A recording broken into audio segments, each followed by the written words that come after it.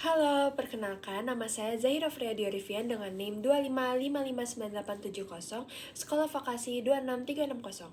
Pada kesempatan kali ini, saya akan menjelaskan tentang dampak perubahan iklim dan cuaca ekstrim terhadap sektor pertanian dan ketahanan pangan nasional.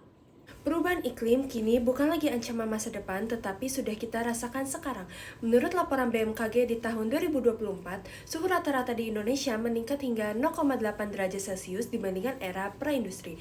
Dan frekuensi cuaca ekstrim seperti hujan lebat dan kekeringan meningkat hampir 30% dalam satu dekade terakhir.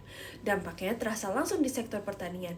Produksi padi nasional pada 2023 tercatat turun sekitar 3,3% menurut Badan Pusat Statistik, terutama akibat kemarau panjang dan pergeseran musim tanam. Food and Agriculture Organization juga memperingatkan bahwa perubahan pola iklim dapat mengancam ketahanan pangan di negara tropis seperti Indonesia jika tidak segera diantisipasi. Perubahan iklim terjadi akibat peningkatan emisi gas rumah kaca yang memicu pemanasan global. Akibatnya, pola curah hujan berubah, suhu meningkat, dan bencana iklim seperti banjir dan kekeringan semakin sering. Data Bank Dunia mencatat antara 1998 sampai 2018 terjadi lebih dari 23.000 peristiwa cuaca ekstrim di Indonesia yang berdampak langsung pada pertanian.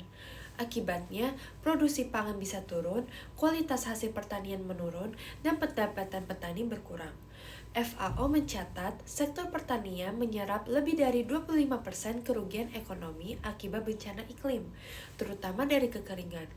Pemerintah dan lembaga internasional kini mendorong konsep Climate Smart Agriculture, yaitu pertanian yang adaptif terhadap perubahan iklim. Contohnya penggunaan varietas padi tahan kekeringan, suhu irigasi hemat air, serta edukasi petani mengenai cuaca ekstrim. Tetapi tantangannya masih besar, dari pendanaan, penyeluruhan hingga teknologi di daerah. Untuk menjaga ketahanan pangan nasional, ada beberapa langkah penting. Pertama, memperkuat penyeluruhan dan pendidikan petani agar siap menghadapi pola cuaca baru. Kedua, investasi di infrastruktur air dan irigasi harus ditingkatkan.